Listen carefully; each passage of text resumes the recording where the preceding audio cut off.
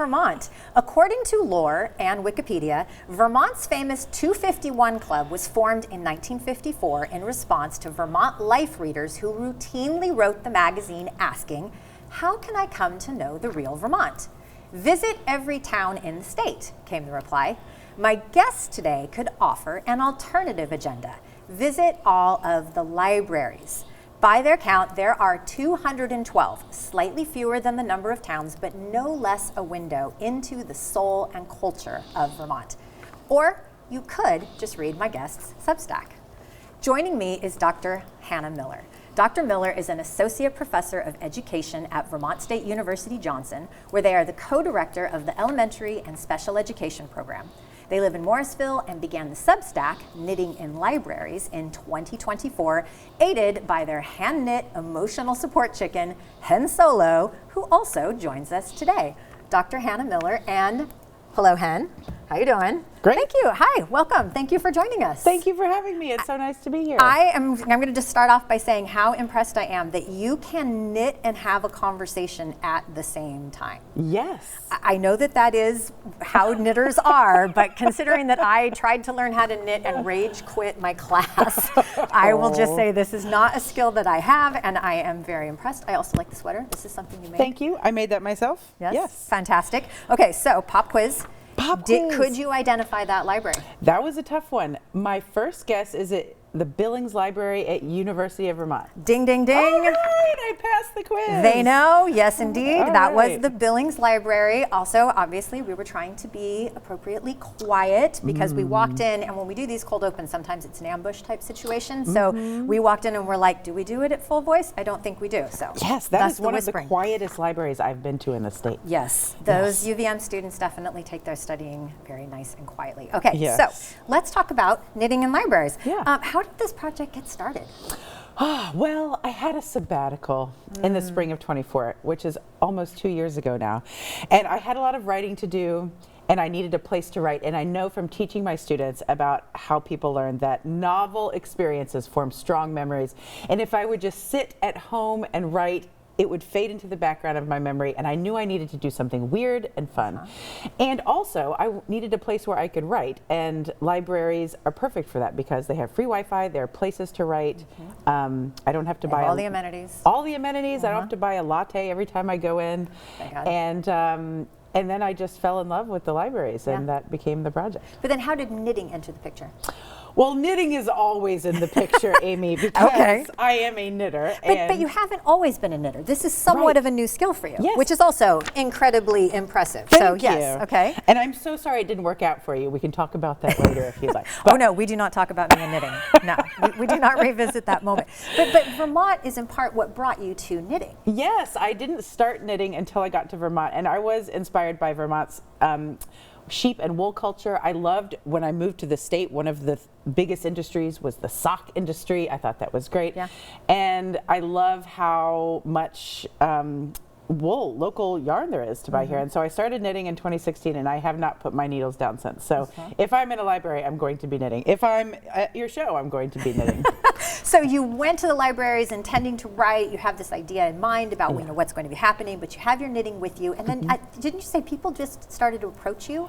And you ended up in conversation because people found you, knitting there like, asking questions. Yes, and knitting for me helps me concentrate. It helps me be a better listener if I'm in a meeting, and it helps me think. So if I'm writing in a library, I'm trying to get the work of getting abstract thoughts into concrete words, and I'm feeling stuck. If I just sit and knit for a bit, it can help me think about things differently, which is great.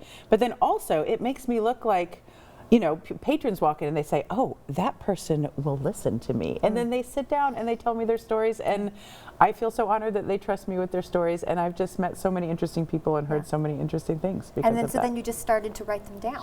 I did, of course, only with their permission, but I didn't begin the project as a writing project about libraries. I wanted to do my own writing, but then I just kept meeting interesting people and seeing interesting things, and I started to get this really lovely picture of the amazing things that are happening in libraries, and so I started to tell little stories about them. I think in the academic world we call that emergent learning. Oh, Yes, that's Well, what I'm because doing. it suggested itself to you, right? It That you did. had this idea of what the writing we'd be writing about, but then all of a sudden here come these stories. Yeah. Okay, and so now you do them on social media, you publish on Instagram, but then you also polish them up a little, not polish them up, you add a little, and then they go on to Substack. Do you want to tell people at home what Substack is in case they haven't heard of that before? Certainly. I think of Substack as social media for writers. It is just like Facebook and Instagram, and I also put my stories there because you can follow and subscribe writers, but I subscribe to writers' blogs. But I think that what people are on Substack are expecting are people who are writing analysis and critique and about society and what's happening right now in a much more expansive way than you can see on Instagram or Facebook. And so that's been really nice. I've met a lot of other writers there, and you can also email your post to people who subscribe, which you can't do on other social media. So it's a great place. Great, yeah. So, and we're going to put up the information at the end so that people know how to go back and read your work. How many libraries have you been to already? And we're just going to run through some photos here too, because there's so many great photos also of all of your library adventures. So, how many have you been to? And do librarians know you when you and Hen walk in the door? Oh, great question. So I have now been to 186 libraries. That's amazing. And sometimes they do and sometimes they don't. And I love it both ways. You know, when I walk into a library and I say, "Hi, my name is Hannah and I am on a quest to knit in every library in Vermont. And this is my emotional support chicken, Hen Solo." They don't even bat an eye. They're so welcoming and lovely, and they help me feel right at home. If they do know me and if they have heard about the project, the most common thing I hear is, "Oh, the chicken lady is here." And I'm so honored to be the chicken lady. And then we just get to connect because maybe they've heard about the project and we can talk about libraries, and it's so much fun. It's always just so great to meet librarians. They always know what's going on in Vermont. Yes. Yeah. Well, they know so much about everything. I mean, Yes. wonderful people to talk to. Yeah. From the beginning to now, right? So 100, how many did you say? 187? 186. 186. Yes. Okay. Do you think that what you observe or document has changed over time? Oh, yes. Because I'd imagine, like, you know, Library 1, you walk in, you're not 100% sure what you're going to write about, how you're going to do this. It's like the form hasn't really been set in stone. Yes, and you know, I think my first post, the biggest change is that I used to be surprised to see taxidermy in libraries, and now I am no longer surprised. There is so much taxidermy in libraries. Thank God. Wonderful surprise. Yes. I also, there's a great book called Where the Books Are that writes about the history of each library in Vermont and the buildings and how it was founded, and I'm not trying to reproduce that. I think what I started to feel compelled to write about was like how the library makes me feel and what the library makes me think about it. So it's much more autobiographical than I thought it would be at the beginning. Yeah, like kind of what it stirred up. Yes, And you've had some great observations. So let's talk about some of those. So civil liberties, libraries, and librarians. What have you learned? Oh, so much. So when I walk into a library in Vermont, I see so many diverse stories on display. Books by queer authors, books by BIPOC authors. And it's really inspiring to see librarians working with our state officials to pass strong laws to keep those diverse stories on the shelves. There's so many states where librarians are getting fired for putting diverse stories on their shelves, and Vermont librarians are not shying away from that. You walk into a library and you can see those books on display, and I love them for that. They are protecting our right to read diverse stories, which is so important right now. They also really take our privacy seriously, and I've learned a lot about this. The book banning I was more familiar with. I've invited librarians to talk to my future teachers about book banning and the importance of protecting the freedom to read for our Vermont students. But the privacy, you know, we live in a world where we feel so surveilled all the time by media and our phones and corporations, even in our homes. I feel pretty surveilled, and librarians take our privacy very seriously. They work very hard to protect our reading records from people who might want to know that, the government or corporations who might like to profit off of that information. And you know, when I sit in a library, I just know the librarians are doing the work to protect that freedom and privacy, and I feel unsurveilled in a library in ways that I don't feel everywhere else in the world right now. One of the many amazing things about it. Okay, another observation, and we're gonna have some more photos here. Being weird is a privilege. Talk about weirdness in Vermont libraries. Oh, Vermont libraries are so weird. Just like Vermont is weird. You know, the libraries are reflective. They're little reflections of the town where they are. And I use the word weird as the highest compliment because, you know, when people come to Vermont, I think they're attracted to the local and the quirky, and and they think, oh, well, that's just the way Vermont is, you know, these tiny little towns with weird personalities.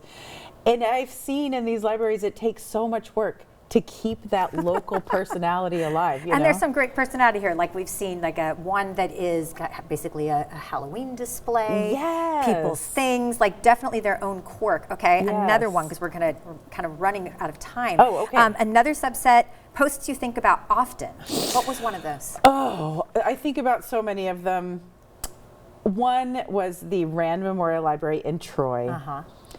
And I think about photos that. of those too. Okay, I think about that one because it made me so appreciate the people that go to libraries. Of course, I love librarians, but the people who go to libraries are showing up to make connections and learn and be curious. And in this one particular library, I walked in and I was just walking around, and there was one other patron there. She had gone there to get her son his first library card, and I loved seeing that moment, first of all. And then she went over to the children's space, and I found this bust, and I was curious what the bust was. And I just said to the librarian, hey, do you know who this bust is? And suddenly that patron, she pops up from the children's space. She runs across the library. She says, oh, I think it's Julius Caesar. It's Julius Caesar. It's Julius Caesar. And she finds with the librarian all of the information. She's showing us how she thinks this is happening. They hoist this thing up on their shoulders, and they're trying to solve this problem. And, you know, 60 seconds before, these were both strangers to me, and suddenly we are involved in this collective problem solving. And it just made me appreciate how libraries are places you can go and make those kinds of connections with strangers. It is pretty remarkable. You've had such great adventures. I have a million more questions I would love to ask you. Unfortunately, we're running out of time. Okay. In like 5 seconds, can you tell us the tiniest little bit about Teach Out Vermont? Oh, yeah. That's an organization I have with queer teachers in Vermont, and we're trying to build community for queer educators to combat a sense of isolation we sometimes feel in our professional environments. I feel like fighting isolation is your superpower. Yes. Well done. And libraries do that too. And they do that too. So you can read all of Dr. Miller's posts on their Substack, Knitting in Libraries. The address is right there on your screen. It's delightful. You're going to obviously have so much more. Find your town library and see what they had to say about it. And as always, thank you, Vermont, for learning and exploring with me today, and thanks to the team that makes Across the Fence possible.